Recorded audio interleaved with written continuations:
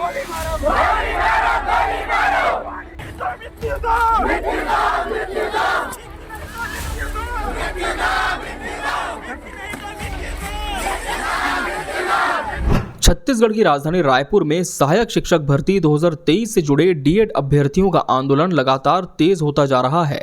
पिछले 2 महीने से ज्यादा समय से सैकड़ों अभ्यर्थी धरने पर बैठे हैं और सरकार से जल्द नियुक्ति की मांग कर रहे हैं। इन अभ्यर्थियों की मुख्य मांग है कि सहायक शिक्षक भर्ती 2023 के तहत रिक्त पड़े लगभग 2300 पदों पर पात्र डीएड अभ्यर्थियों की जल्द नियुक्ति हो जाए। अभ्यर्थियों का कहना है कि वे लंबे समय से भर्ती प्रक्रिया पूरी होने का इंतजार कर रहे हैं, लेकिन अब तक नियुक्ति नहीं मिलने से उनका भविष्य अधर में लटका हुआ है। धरने पर बैठे अभ्यर्थियों का आरोप है कि वे कई बार शिक्षा मंत्री से भी मिलने की कोशिश कर चुके हैं ताकि अपनी मांग सीधे सरकार तक पहुंचा सकें, लेकिन अब तक उनकी बात सुनी नहीं गई। 71 दिन से यहाँ आमरण अनशन में बैठे हैं, फिर भी सरकार हमार सूद नहीं लेवा थे। दरअसल ये विवाद 2023 की शिक्षक भर्ती से शुरू हुआ था, जब सुप्रीम कोर्ट के फैसले में कहा गया कि प्राथमिक स्कूलों में पढ़ाने के लिए डीएड ही मान्य योग्यता है। इसके बाद कई नियुक्तियों पर विवाद खड़ा हुआ और हजारों अभ्यर्थियों का भविष्य अधर में लटक गया।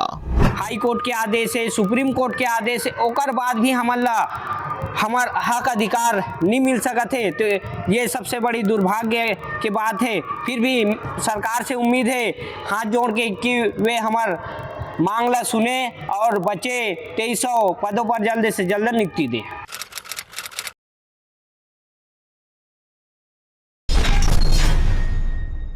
प्रदेश में खाली पड़े लगभग 30 से 33 हजार शिक्षक पदों पर भर्ती।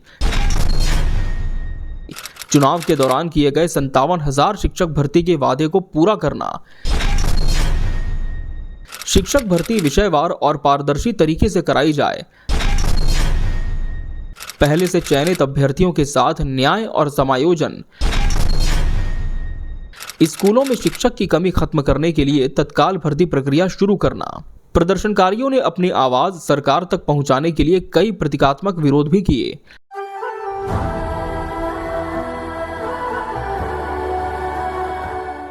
किसी ने जलते अंगारों पर चलकर विरोध जताया तो किसी ने ड्रिप लगाकर प्रदर्शन किया। इन सब के पीछे एक ही मांग है, सरकारी स्कूलों में शिक्षक भर्ती। कि हमार आदिवासी सीएम के रहते हुए भी हमन 2300 पोस्ट में 1600 पोस्ट आदिवासी के ते मैं सरकार से ये पूछना चाहता हूँ कि हमार आदिवासी के शोषण कब तक करही का हमन यही घुट घुट के जिंदगी जियत रहो। प्रदर्शन कर रहे अभ्यर्थियों का कहना है कि प्रदेश में हजारों स्कूलों में शिक्षकों की कमी है, लेकिन भर्ती प्रक्रिया आगे नहीं बढ़ रही।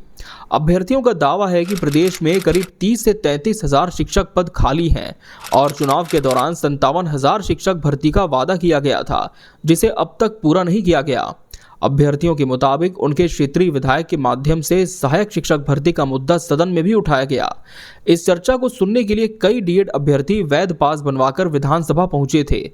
अभ्यर्थियों का कहना है कि इसकी सूचना पहले से ही अतिरिक्त पुलिस अधीक्षक को दे दी गई थी, लेकिन आरोप है कि इसके बावजूद विधानसभा के गेट नंबर 3 के पास से 6 डीएड अभ्यर्थियों को पुलिस ने हिरासत में ले लिया और उनके खिलाफ 170 BNS के तहत मामला दर्ज हुआ। अभ्यर्थियों का दावा है कि उन पर विधानसभा में तोड़फोड़ और मंत्रियों के बंगले में पेट्रोल फेंकने जैसे गंभीर आरोप लगाए गए, जो पूरी तरह निराधार हैं। वहीं हिरासत में लिए जाने के बाद इन अभ्यर्थियों को एसडीएम कार्यालय भेजा गया, जहां कथित तौर पर आंदोलन खत्म करने के लिए दबाव बनाया गया। इधर प्रदर्शन कर रहे युवाओं ने पुलिस पर और गंभीर आरोप लगाए। उनका कहना है कि अतिरिक्त पुलिस अधीक्षक, टीआई और सीएसपी स्तर के अधिकारियों द्वारा उनके प्रदर्शन को खत्म करने के लिए लगातार दबाव बनाया जा रहा है। इतना ही नहीं, आंदोलन जारी रखने पर झूठे मामलों में फंसाकर जेल भेजने तक की धमकी देने का भी आरोप है। इनका कहना है कि कुछ अभ्यर्थियों के खिलाफ कार्रवाई भी हो चुकी है, जिसे वे पूरी तरह झूठा बता रहे हैं। विधानसभा सत्र के दौरान भी इसी मुद्दे को उठाने की कोशिश हुई थी। प्रदर्शनकारियों का कहना है कि इसके पहले भी करीब 80 डीएड अभ्यर्थियों को गिरफ्तार कर 4 दिनों के लिए जेल भेजा जा चुका है। हालांकि सरकार ने हाल ही में करीब 5000 शिक्षकों की भर्ती प्रक्रिया शुरू करने का फैसला किया है, लेकिन आंदोलन कर रहे युवाओं का कहना है कि ये संख्या बहुत कम है, काफ़ी नहीं है और इससे समस्या का समाधान पूरी तरह नहीं होगा। यही वजह है कि रायपुर की सड़कों पर बेरोजगार युवाओं की आवाज़ लगातार गूंज रही है तूता धरना स्थल पर ये धरने पर बैठे हैं। इनका कहना है कि जब तक बड़े पैमाने पर शिक्षक भर्ती नहीं होती तब तक उनका आंदोलन जारी रहेगा। अब सवाल यह है कि क्या सरकार जल्द इन अभ्यर्थियों की मांगों पर फैसला लेगी या फिर और बड़ा आंदोलन इनका हो सकता है। वैसे आपको क्या लगता है, क्या डीएड अभ्यर्थियों की मांगें जायज़ हैं, और अगर जायज़ हैं तो सरकार इन पर क्यों संज्ञान नहीं ले रही? अपनी राय हमें कमेंट सेक्शन में ज़रूर बताएं। नमस्कार।